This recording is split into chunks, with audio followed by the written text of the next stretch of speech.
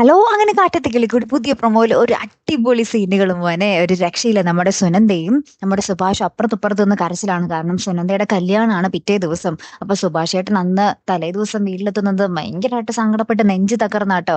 അപ്പൊ നമ്മുടെ എല്ലാവരോടും അനിയന്മാരും നിധിയൊക്കെ ചോദിക്കുന്നുണ്ട്, "എന്ത് പറ്റി സുഭാഷ് ഏട്ടന്?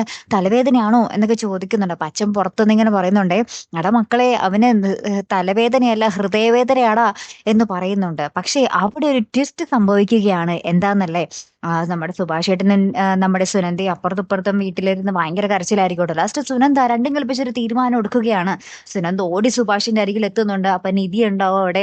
എന്നിട്ട് സുനന്ദ പറയുന്നുണ്ട്, "ഞാനിനി ഈ വീട്ടിൽ സുഭാഷ് ഏട്ടനൊപ്പമാണ് ജീവിക്കാൻ പോകുന്നേ" എന്ന് ഉറച്ച തീരുമാനം എടുക്കുന്നുണ്ട്. പിന്നാലെ തന്നെ നമ്മുടെ സുനന്ദയുടെ അച്ഛനും അമ്മയും എല്ലാവരും വരുന്നുണ്ട്. പക്ഷെ അവരുടെ മുന്നിൽ വെച്ചും പറയുന്നുണ്ട്, "ഞാൻ ആ കല്യാണത്തിന് സമ്മതിക്കില്ല. എനിക്ക് സുഭാഷ് ഏട്ടന് മതി. ഞാൻ ഈ വീട്ടിൽ തന്നെ നിൽക്കുള്ളൂ" എന്ന് നമ്മുടെ വീട്ടുകാരോടും ഉറച്ചൊരു മറുപടി നമ്മുടെ സുനന്ദ കൊടുക്കുകയാണ്. ഇത് കേൾക്കുമ്പോൾ നമ്മുടെ സുഭാഷിന്റെ അനിയന്മാർക്കൊക്കെ ഭയങ്കര സന്തോഷമാകട്ടെ. കാരണം സുനന്ദ ഒരു സ്ട്രോങ് ആയിട്ടുള്ള ഒരു എന്താ പറയാ തീരുമാനം എടുത്തല്ലോ. അപ്പത്തേക്കും നമ്മുടെ സുഭാഷ്, "എന്നെ വിശ്വസിച്ച് വന്ന ആ പെൺകുട്ടീനെ ഞാനെങ്ങനെ ഇറക്കി വിടും" എന്നും പറഞ്ഞൊരു താലിയൊക്കെ എടുത്ത് അതായത് അന്ന് മേടിച്ചു വെച്ച താലി ഉണ്ടായിരുന്നല്ലോ ക്ഷേത്രത്തിൽ വെച്ച് കെട്ടാൻ. അന്ന് ഉടുത്ത ആ ഒരു ഷർട്ടും മുണ്ടൊക്കെ വേഗം എടുത്ത് ആ ഒരു താലിയും എടുത്ത് വന്നിട്ട് നമ്മുടെ സുനന്ദയുടെയും അച്ഛന്റെയും അമ്മയുടെയും മുന്നിൽ വെച്ച് നമ്മുടെ സുഭാഷ് സുനന്ദയുടെ കഴുത്തിൽ താലി കെട്ടുന്ന ഒരു കിടിലൻ രംഗങ്ങൾ തന്നെയാണ് കൂട്ടുകാരെ നമുക്ക് പുതിയ പ്രൊമോയിൽ കാണുവാൻ സാധിക്കുന്നത്.